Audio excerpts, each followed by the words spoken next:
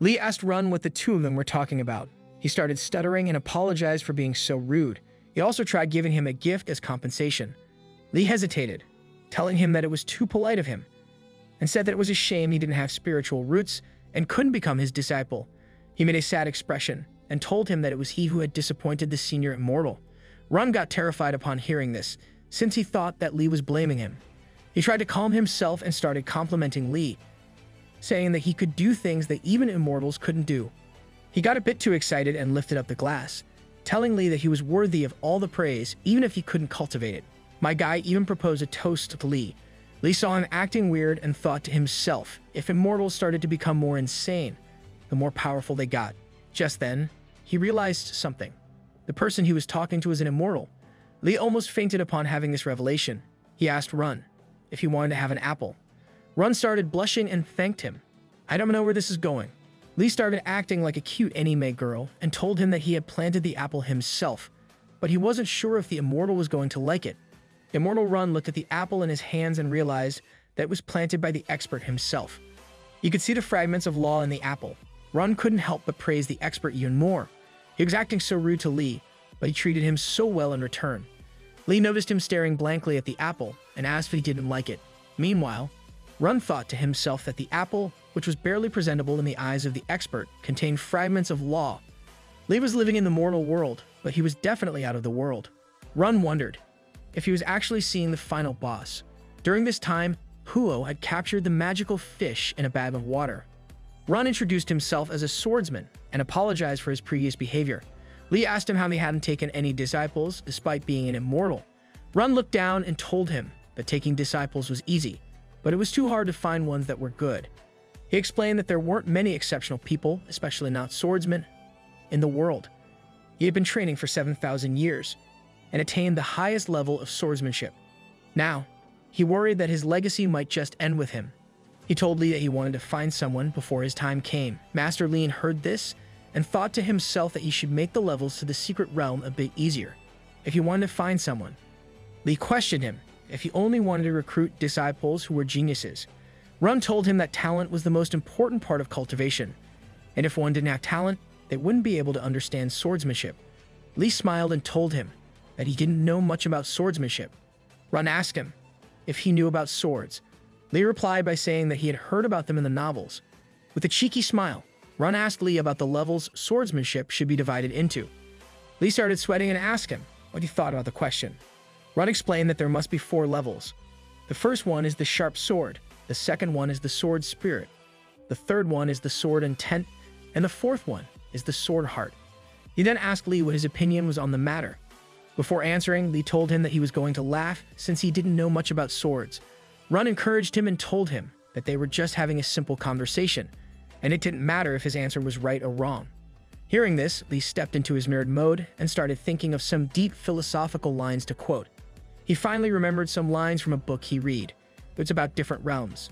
In the first realm, there was a battle where a guy was fighting alone against 1,000,000 soldiers with only a sword. As Run heard this, he started feeling weak. He saw Lee starting to shine and emit a terrifying aura. Lee talked about the second realm, saying that 3 million sword immortals must lower their eyes when they see him. Run was left speechless. As Lee began talking about the third realm, he lifted his hand and Run almost fell to his knees. He couldn't endure the aura and started spitting blood from his mouth. Lee looked back at him while covered in the moonlight and said that if heaven had not made him, swordsmanship would have remained hidden from everyone. He asked Run what he thought about his answer. Run was speechless and couldn't say anything. Lee noticed him standing stiff as a log and called out to him again. However, Run was in his own world. He thought to himself that Lee was being humble all this time. The last sentence Lee said just contained a few words, but they showcased peak-level confidence. Lee didn't even need a sword to defeat him. He crushed him using only his words. Run looked at Lee with tears in his eyes and started apologizing. Lee told him that he was overreacting. He was ashamed of himself for saying the Chunibyo lines out loud. Lee and Huo bid farewell to the two of them and left.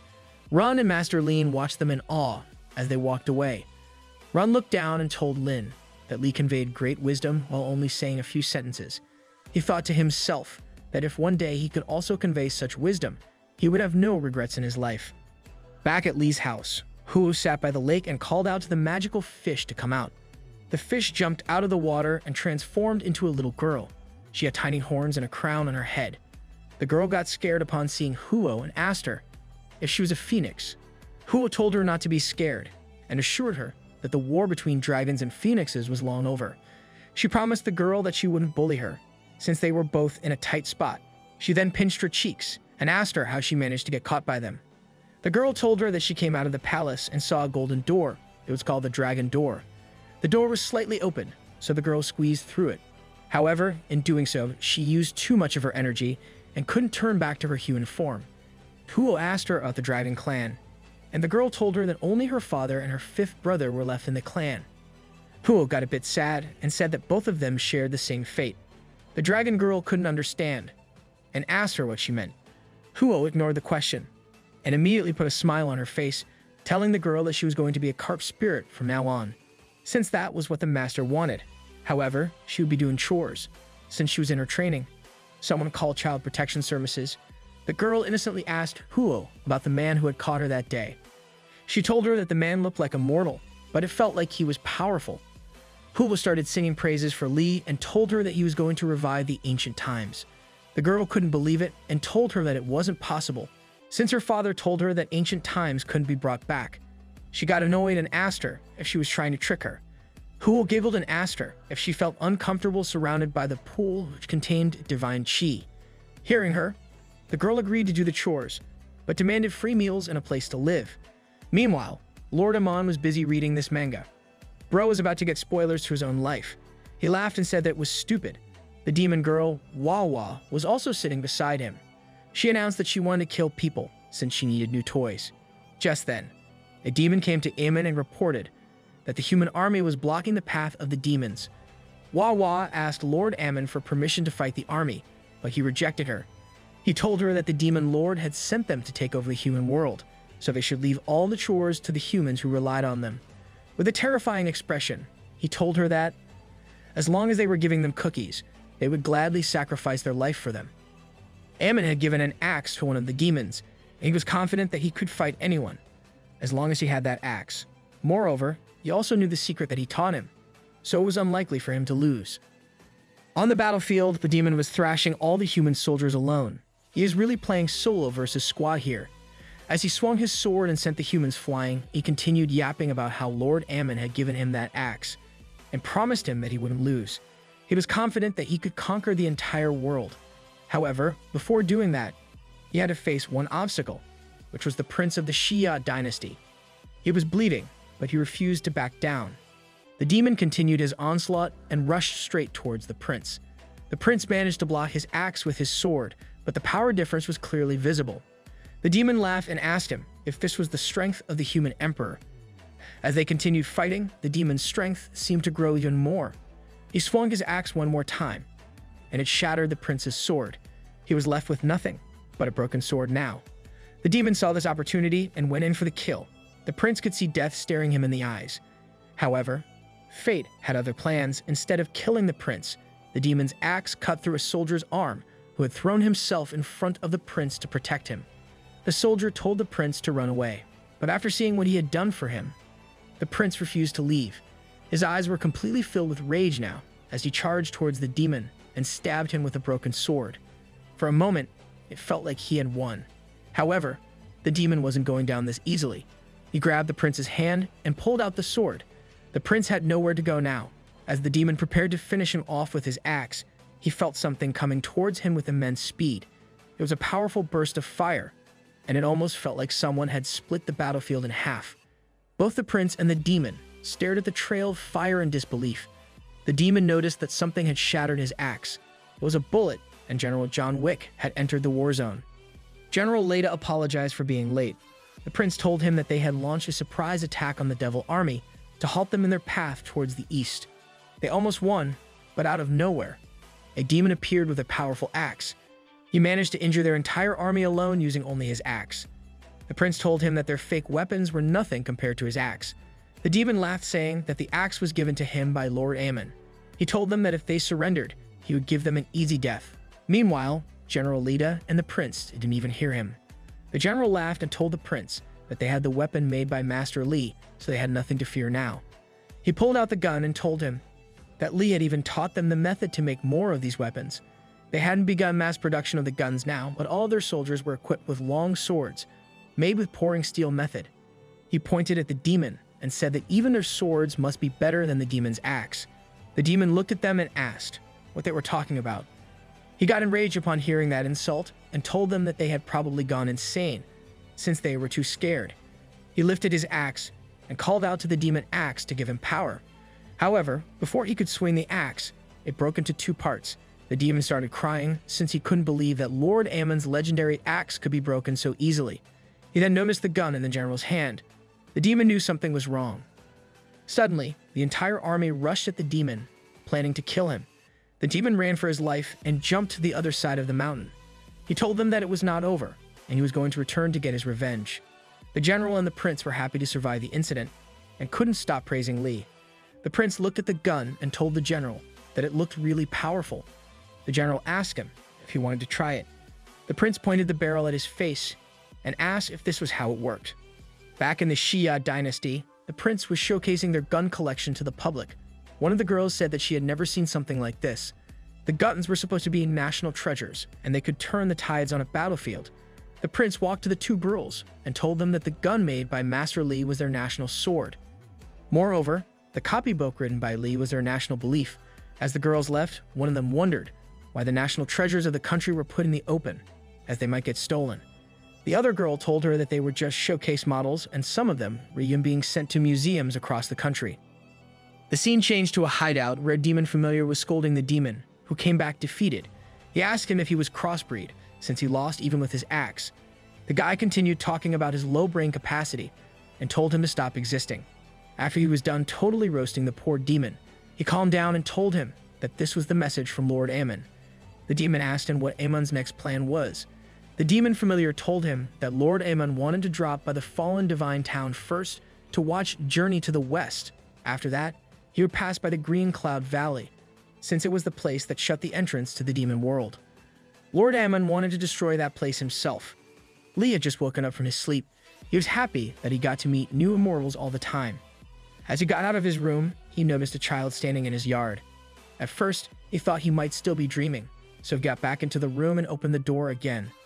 However, the girl was still standing at the exact spot. Lee screamed, wondering where the little girl came from. Even though he was scared, he couldn't help but notice how cute she was. He got even more scared, thinking that he would be labeled as a human trafficker. Lee grabbed her and ran towards the front gate, telling her that he needed to report her to the officials. However, as he was running, the girl told him that it was her. Lee looked back and realized that it was the cart spirit from yesterday. The girl explained that Huo had asked her to do household chores and told her that it was the only way for her to get food. Lee was confused, so she actually showed him all the chores that she was doing. Lee couldn't believe that it was actually happening and wondered if he was in a fairy tale about a carp spirit repaying the favor. The dragon girl stood in front of Lee with shining eyes, waiting for her praise. Just then, Huo came in and gave the girl her next set of chores. The girl told her that she had just finished doing a lot of other chores. Lee heard this and told the girl that she needed to rest. Huo stared at Lee with a scary expression. Lee got a bit intimidated and told her that Huo would make the decision, since he had appointed her as the trainer. Hearing this, Huo took the girl and left her at chop some firewood. The little girl picked up the sword to cut the wood and realized that it was the demon's sword. She ignored it since she knew that Lee was no ordinary human, so it was normal for him to use stuff like this to cut firewood. As she tried cutting the wood, the sword flew from her hands and she fell down. The girl couldn't believe it since she was from the Dragon clan and had great mana and cultivation. Huo and Blackie watched her from a distance as they saw her struggling to cut the wood. Huo noticed a small cut in the wood and encouraged her to keep going. Meanwhile, the girl thought that Huo was just trying to bully her since she was from the Dragon clan. Huo made her do a lot of other tasks that day, and the girl was completely exhausted by the end. As she lay on the floor gasping for breath, a huge white dragon appeared from the lake and called out to her. The girl got a bit scared at first, but the dragon asked her if she wanted to gain great power. The girl realized that the dragon was her ancestor. She asked him what he was doing there. The dragon told her that she was too weak in comparison to everything in that yard. If she wanted to gain strength, she should follow him. After saying this, the dragon vanished into the lake again. The girl stared blankly at the lake until she, too, was pulled inside. The girl asked the dragon again why he was there, and wondered if he was also assigned to watering the plants and chopping firewood. The dragon looked at her in confusion and told her that she was wrong. He explained that he died in the last catastrophe. After his rebirth, gained wisdom. As they talked, they went deeper and deeper into the water. They finally reached a small house at the bottom. The girl asked him if he lived in the house. The dragon told her that he was grateful to the expert for giving him the chance to stay here. If he hadn't been rescued by the expert, he would never be able to recover. The dragon reminded her of the wisdom that he had gained and said that he would never reveal it to anyone, but since she was his junior, he could tell her. The girl got curious and asked him what the wisdom was about. The dragon made a mysterious face and told her that ever since a dragon is born, they have only two important things to do. The first one is to gain favors from the expert, and the other is to stay alive. Everything else holds little to no value. The girl realized that her great ancestor had literally become a slave. The dragon told her that since she was cute, he was going to pass on his supernatural powers to her. However, she must promise not to reveal anything about him to the outside world. The girl promised him that she wouldn't tell anyone. Besides, he wasn't all that great anyway, so she didn't mind staying quiet. The dragon swam up and announced that he was going to transfer his powers to her. Outside the lake, Lee was carrying a bucket of water when he heard something strange. He looked at the lake and realized that it was shining. The scene shifted to the Green Cloud Valley, where two disciples spotted dark clouds in the sky. They knew that it was a sign of the devil's arrival and immediately ran to inform the Valley Master. Chief Gu arrived in no time with all his disciples and asked who the devil was.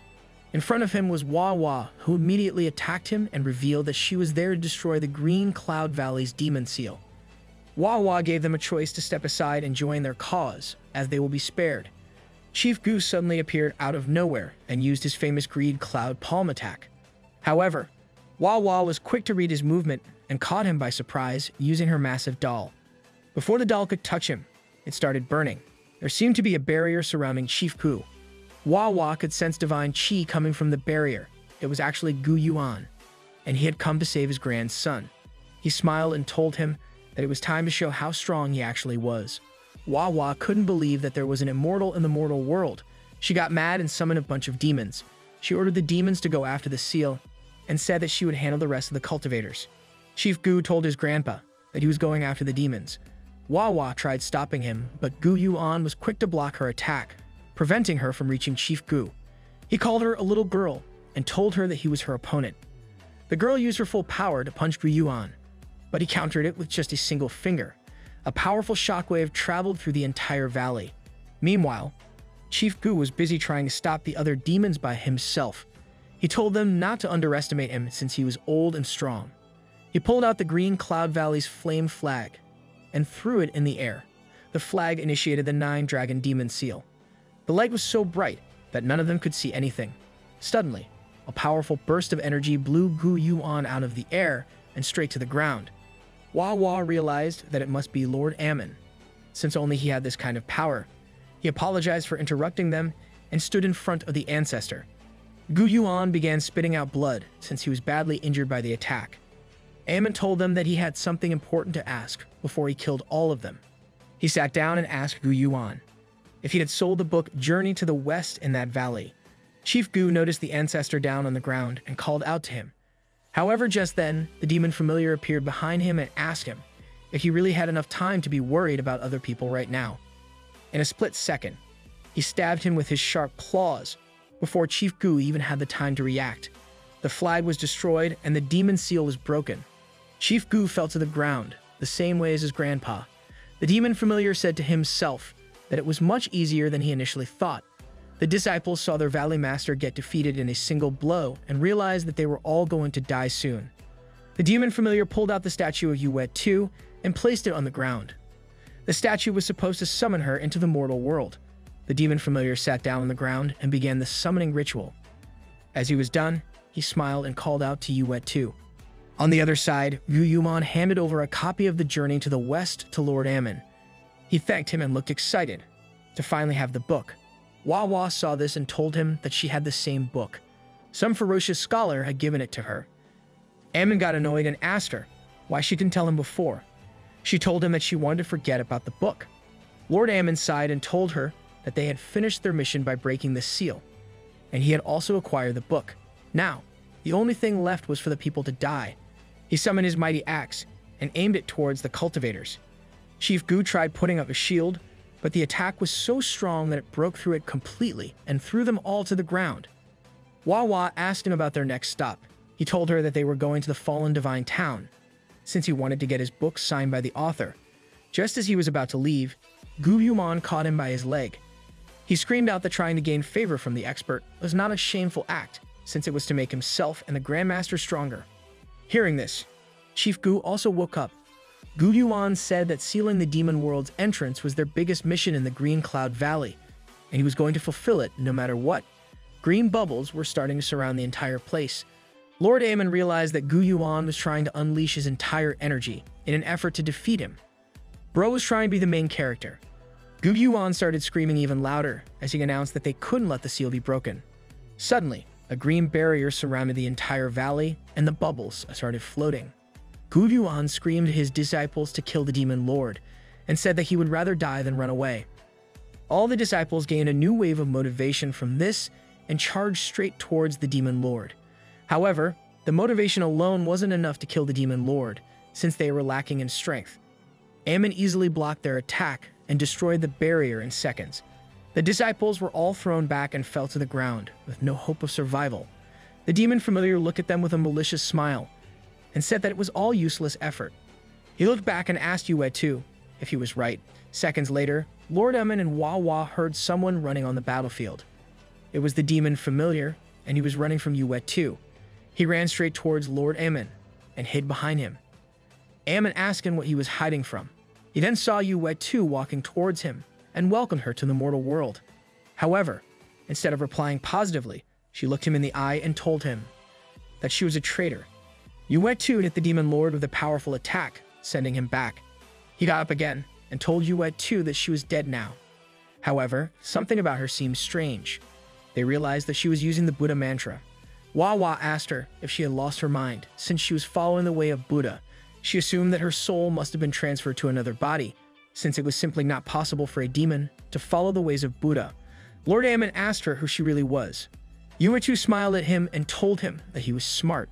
She said that he had asked about the truth of Buddhism as soon as he opened his mouth. He and her Buddha were fated to meet each other. Lord Amon was still confused and asked her what she was talking about. She told him that she didn't have a choice back then, but now all she wanted was to be a good person. Ammon screamed at her, telling her that Buddhism and the demon clan could never be friends. Moreover, the Lord Demon God would kill her if she found out. Yuechu smiled and asked her if the Lord Demon God could create a rock that she couldn't lift. If she couldn't lift the rock, was she still the Almighty? Ammon was left speechless upon hearing this. Yuechu told him that he still didn't understand what she was trying to say. She put a finger on his head and told him that she would teach him. Suddenly, the ground started shaking and it cracked.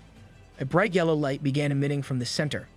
Wawa tried to intervene and save Ammon, but Yuetu slapped her doll away. She then used the divine palm on Wawa and the demon familiar. The disciples saw that the demon girl summoned by the demon familiar was actually their ally. After chasing them away, Yuetu came back to Chief Gu and healed him in an instant. She also healed Gu Yuan and went back to chasing the demon lord and his followers. Chief Gu mentioned to Gu Yuan that Yuetu's aura seemed familiar to him.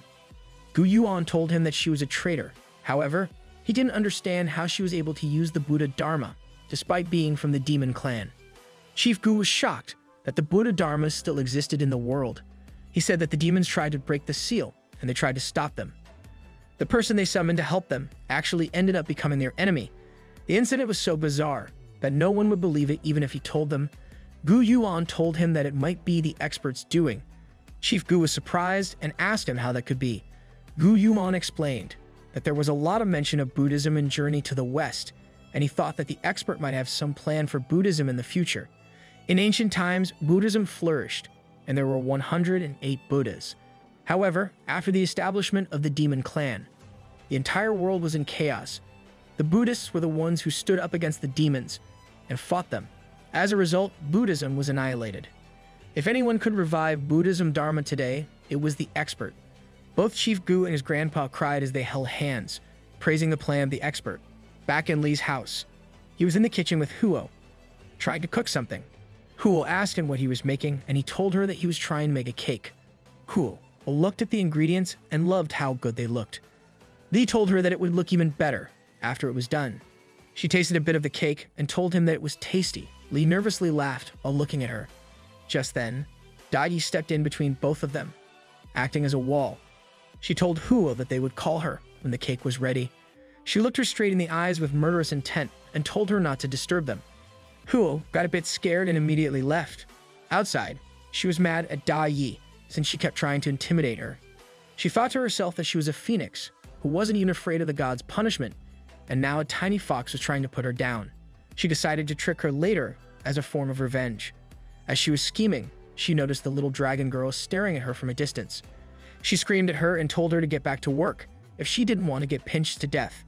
The little girl made an innocent expression and said that she wanted to see how the expert made the cake. Huo rejected it and told her to get lost. The little dragon girl had enough. She said that it was time for her to tell Huo about her biggest secret. She confidently announced that she got an ancestor living in the pool and that he was very powerful. She just snitched on her ancestor. Huo didn't seem to care and asked her what she was trying to tell her.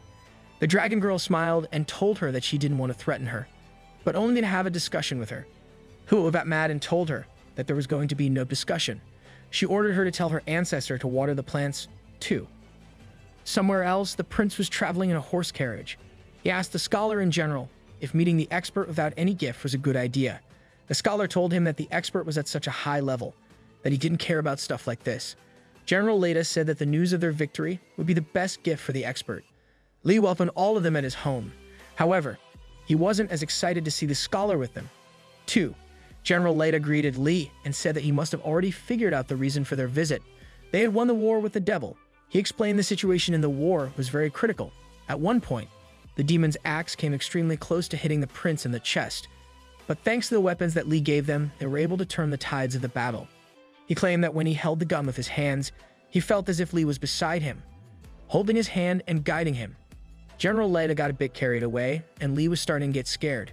The general said that he wanted to personally convey the news to Master Li as soon as he could, but it turns out that the expert had already predicted their arrival. He pointed at the cake and said that he had even made preparations for their celebration. Li was almost about to faint. "My man didn't get paid enough for this." General Leda gave him a thumbs up and said that he had really great foresight. Meanwhile, Li thought to himself that he had only baked the cake since it was his birthday.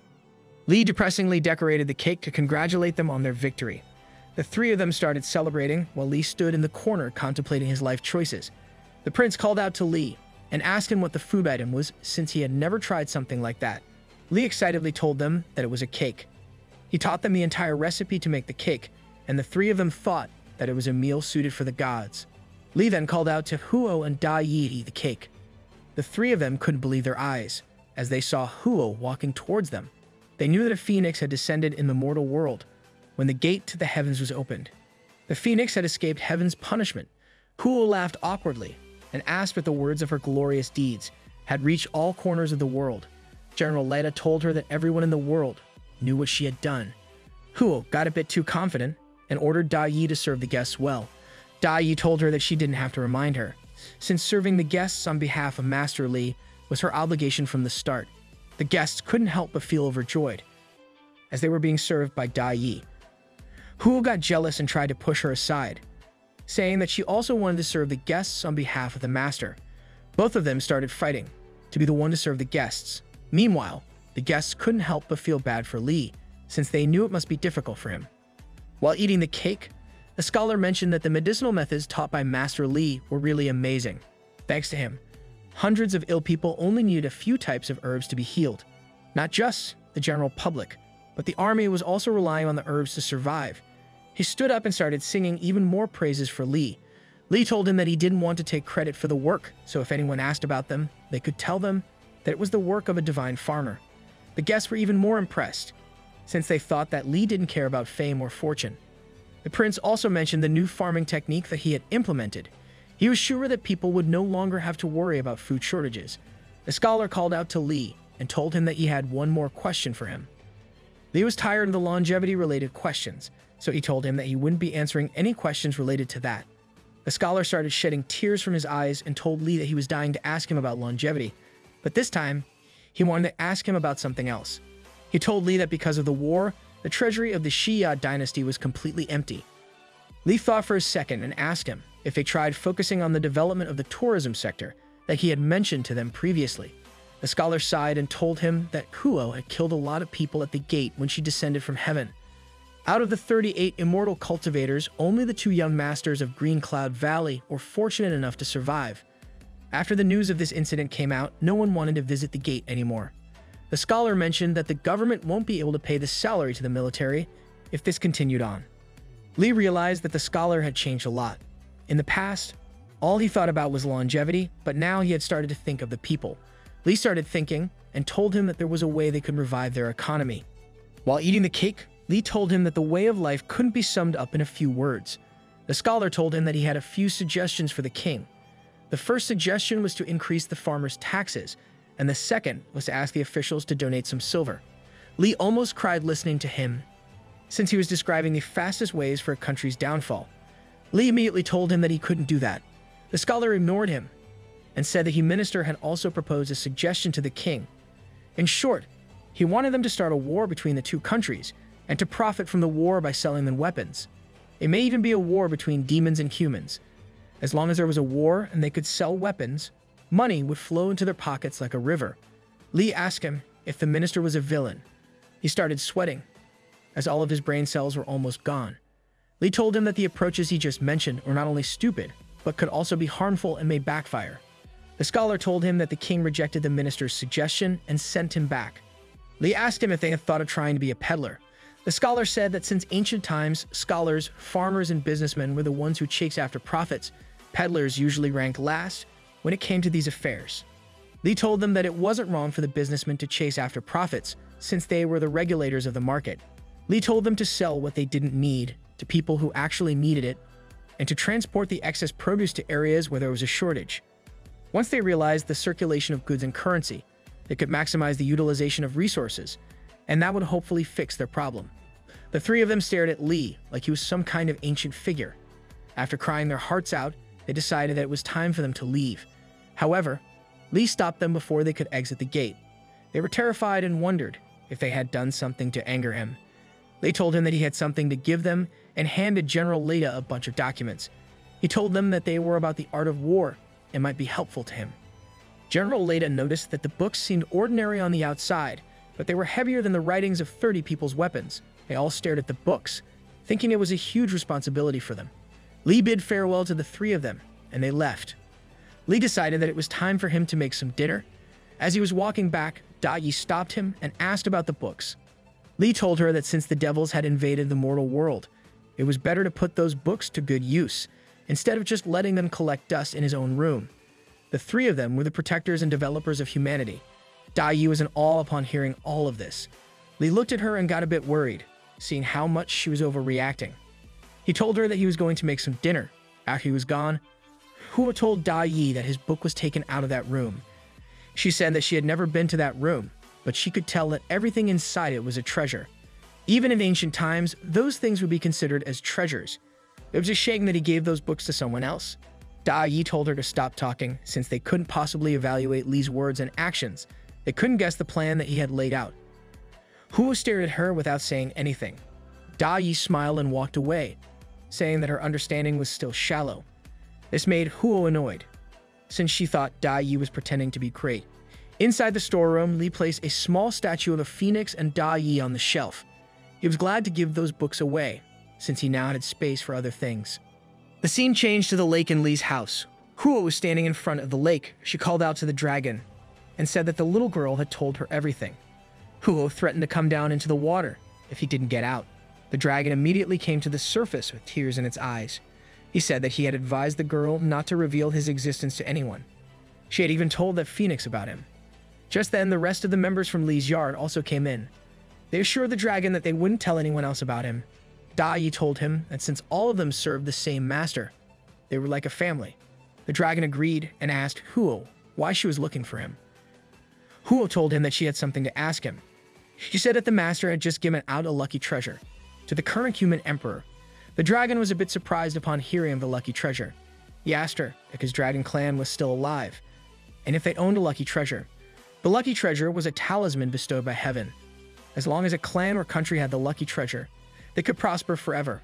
Huo asked the dragon about her clan and why it disappeared despite having the lucky treasure. The dragon explained that in ancient times, the dragon and phoenix were the two main characters between heaven and earth. After the catastrophe, all the clans started fighting among each other for the lucky treasure. And that was probably when her clan must have disappeared. Huo told him that she didn't expect Master Li to have such a popular treasure in his house. The dragon told her that their imagination was limited due to their poverty. He said that the world was much scarier than they could imagine. And there were hidden big bosses playing games with each other. They couldn't assume the role of Master Li in all of this. As the dragon was about to leave, Dai stopped him and told him that Li wanted to drink some milk. She asked him if he knew any cow that was black and white and could give plenty of milk. The dragon was disappointed, since she was describing the most normal cow ever. He told her that he was the only person who knew that kind of cow that had managed to survive to this day. In the immortal world, a huge building was locked up with chains and a sword. Sect Master Pei stood in front of the building and asked the disciples if it was the building where his wife was imprisoned. One of the disciples told him that the senior immortal was interrogating the sect master about the expert, but she didn't say anything, so they imprisoned her. Master Pei told them that things were not as simple as they thought.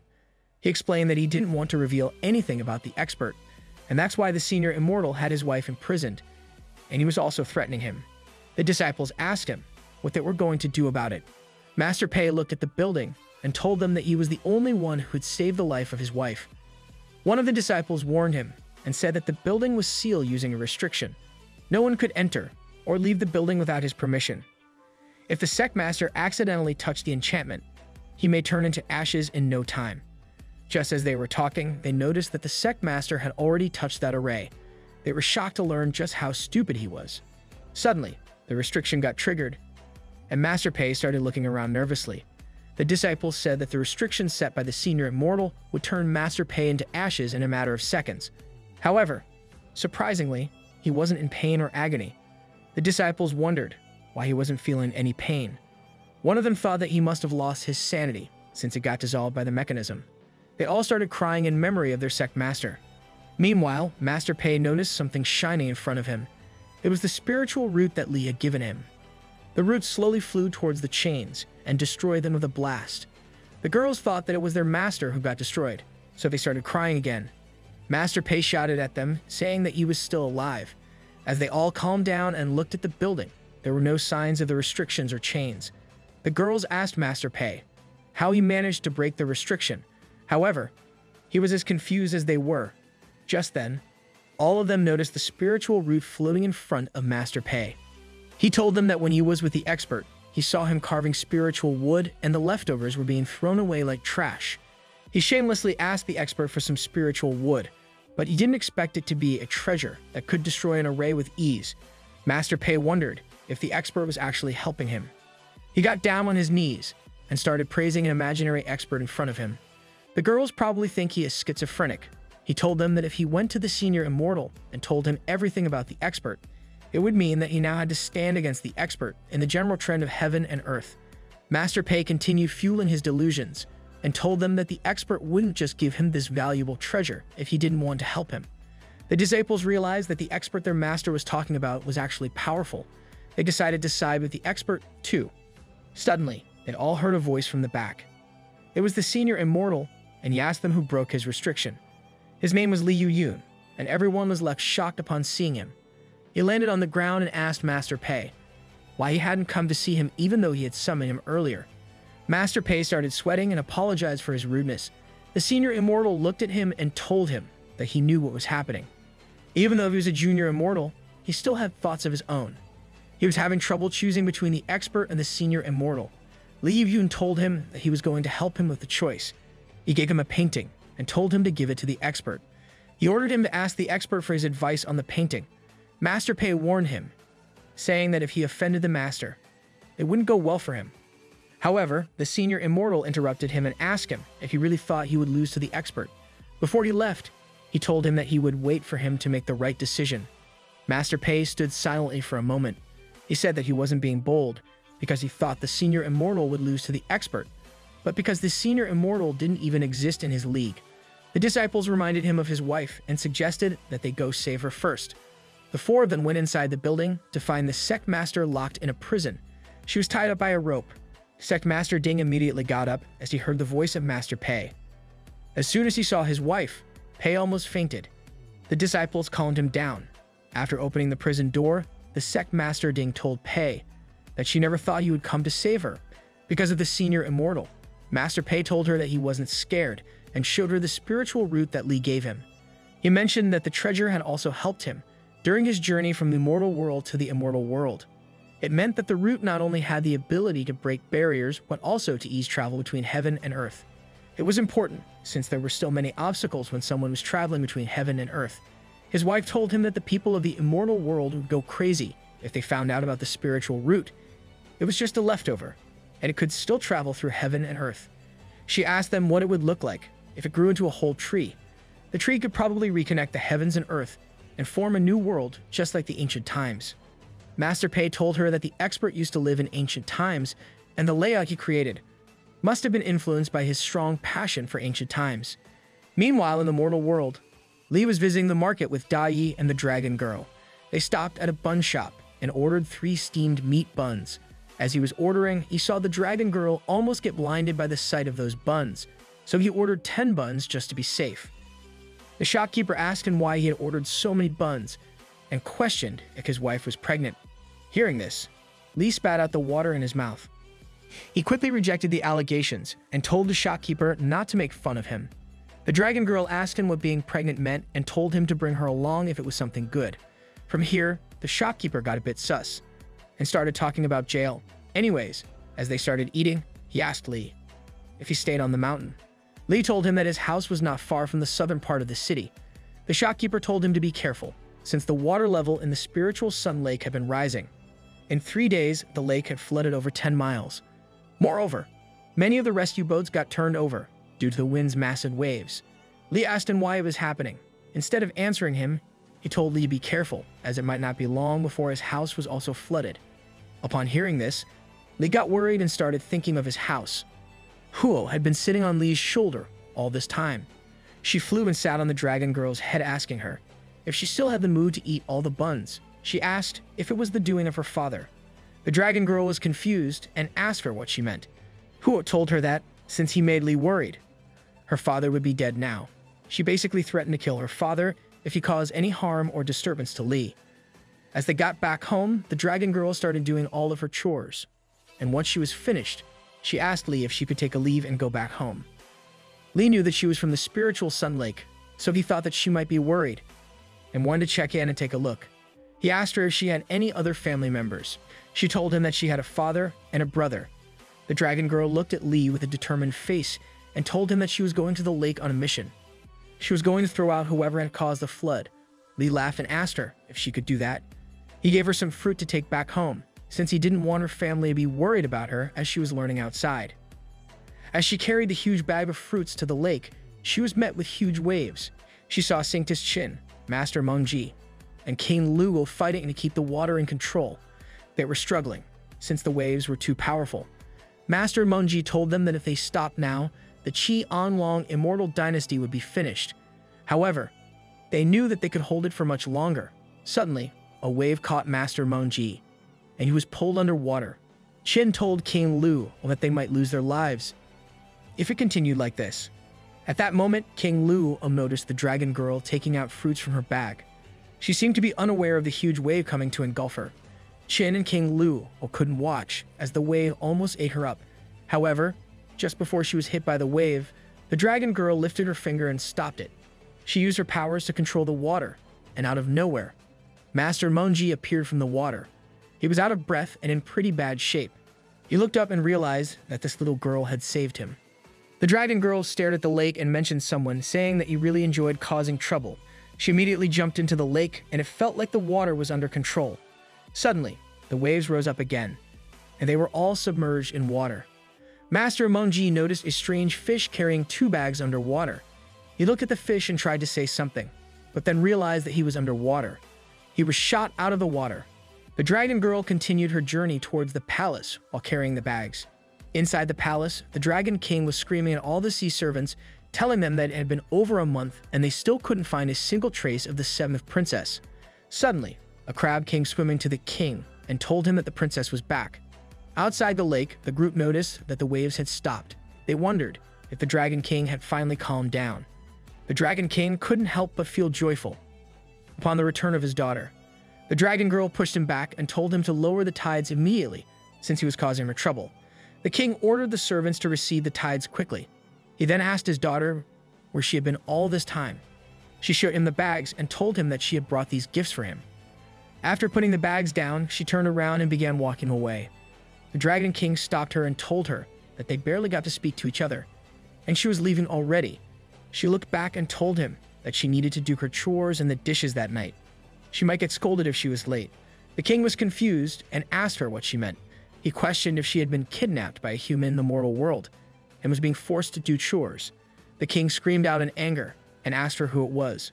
Suddenly, a powerful aura filled the water.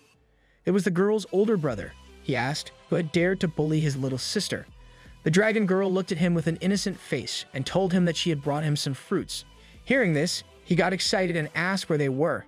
He told her not to be scared, since she was home now, and promised to protect her. The king asked her again about the person who made her do all the chores.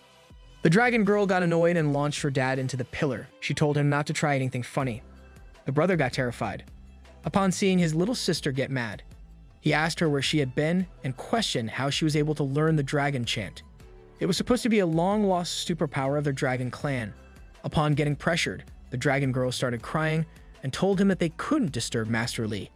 Out of nowhere, the king called out to her daughter and complimented her abilities as she managed to use the dragon chant with such power. He said that she must have gone through a lot of hardships in the outside world and was able to grow because of that. He promised her that he wouldn't forgive the person who bullied her. The dragon girl knew that talking to them was going to do no good, so she had to show them instead. She opened the bag of fruits and told them to try some. She claimed that all of these fruits were treasures, and she got to eat only one orange or apple all day after doing her chores. The king and her brother thought that her kidnapper was keeping her hungry. They said that the person not only employed a child, but also gave them less than minimum wage. The dragon girl launched her brother into the pillar and told him not to disturb the expert. Upon seeing her power, the king immediately folded and told her that he would listen to her. He politely asked her what type of person the expert was. She forcefully fed him the fruit and said that he would know once he tried it. Upon tasting the orange, the king revealed his hidden 6 packs.